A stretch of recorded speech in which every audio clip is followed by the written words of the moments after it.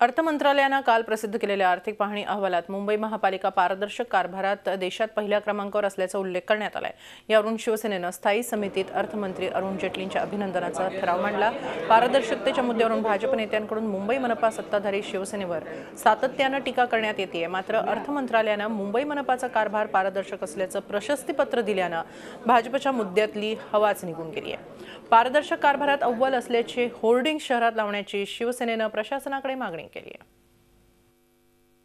Finance minister Jaitley साहेबांनी जे आज वक्तव्य म्हणजे परवाच्या दिवशी केलेलं आहे ते खरं वक्तव्य केलेलं आहे आणि खऱ्या अर्थाने की देशात मुंबई महानगरपालिका ही एक नंबरवर आहे।